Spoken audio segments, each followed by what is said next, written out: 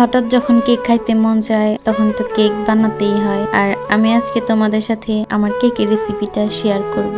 Hello everyone, আসসালামু আলাইকুম। কেকের বেটারের জন্য আমি প্রথমে শুকনো উপকরণগুলো চেলে নেব। এখানে 2 কাপ আটা নিয়েছি, হাফ চামচ খাবার সোডা, হাফ চামচ বেকিং পাউডার। এখন শুকনো উপকরণগুলো চেলে নেব।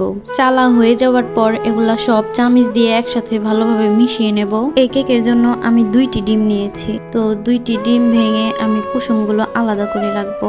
এখানে একটি ডিমের কুসুম ভেঙে গেছিল, তো আমি চেষ্টা করেছি যতটুকু উঠানো যায় উঠিয়ে নিয়েছি। তারপরে এখানে অল্প একটু লবণ আর 1 কাপ চিনি নিয়েছি।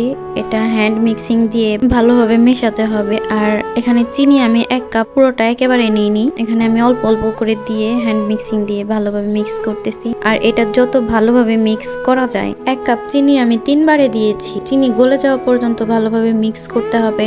আর এটা মিক্স করতে করতে যখন সাদা হয়ে যাবে তখন আমি ডিমের কুসুম 2টা দিয়ে দেব। তার সাথে একটু লেবুর রস দিয়েছি যেন ডিমের গন্ধটা না আসে। তারপর হাফ কাপ সয়াবিন তেল দিয়েছি। এখন ভালো করে কিছুক্ষণ মিশিয়ে নেব। তারপর চেলে রাখা শুকনো উপকরণগুলো দিয়ে দেব। এটা অল্প অল্প দিতে হবে আর আস্তে আস্তে মিক্স করতে হবে। এই কেকের ক্ষেত্রে কেকের বেটারটাই হচ্ছে মেন। এটা ভালো না হলে কেক ভালো হবে না। তো এটা আমি মিক্স করব, তবে এটা অনেক হালকা ভাবে মানে আস্তে আস্তে মিক্স করতে হবে। তারপর হাফ কাপেরও কম আমি লিকুইড দুধ দিয়েছি। তারপর ভালোভাবে কিছুক্ষণ মিক্স করে নেব। কেকের বেটার এখন পুরোপুরি রেডি। এখন একটা কেকের মোল্ড নিয়েছি, এখানে আমি ভালোভাবে তেল ব্রাশ করে নেব।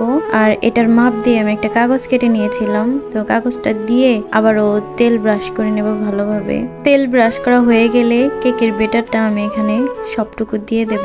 তো এটা আস্তে আস্তে ঢালতে হবে, ভেতরে যেন কোনো বাবলস না থাকে, তাই একটু ঝাঁকিয়ে নেব আর একটি টুথপিক দিয়ে ভেতরে বাবলস গুলো বের করে দেব।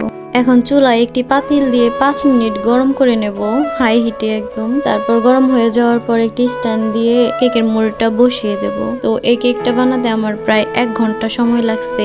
চুলায় বানাইছি দেখে এতটা টাইম লাগছে, আর মাইক্রো ওভেন হইলে এতটা টাইম লাগতো না। তো 1 ঘন্টা পর আমি ঢাকনা খুলে দেখতেছিলাম, তো এটা আমি প্রথমেই খুলছি, আমি বারবার খুলি নাই। বারবার খুললে ভেতরে হাওয়া গেলে কেকটা ফুলবে না, আমি বারবার খুলি নাই। আর গরম থাকা অবস্থায় আমি এটা মোল্ড থেকে বের করে নিচ্ছিলাম। তারপর কাগজটা উঠিয়ে নিচ্ছিলাম। আর কেকটা দেখতে মাশাআল্লাহ অনেক সুন্দর লাগতেছিল এবং অনেক সফট হয়েছে। আমি দেখতেছিলাম যে কতটা সফট হয়েছে, তোমরাও দেখতে পারতেছো। সত্যি কেকটা অনেক সুন্দর হয়েছে। কেকটা কেটে এখন আমি সবাইকে দিব। তো এটা আমি এখন পিস পিস করতেছি আর কাটতেছিলাম, আর অনেক ভালো লাগতেছিল, এতটা সফট ছিল। আর অনেক গরম ছিল, গরম থাকা অবস্থায় আমি কাটতেছিলাম। এখন আমরা সবাই খাবো। তোমরা সবাই ভালো থাকবা, সুস্থ থাকবা। আল্লাহ হাফেজ।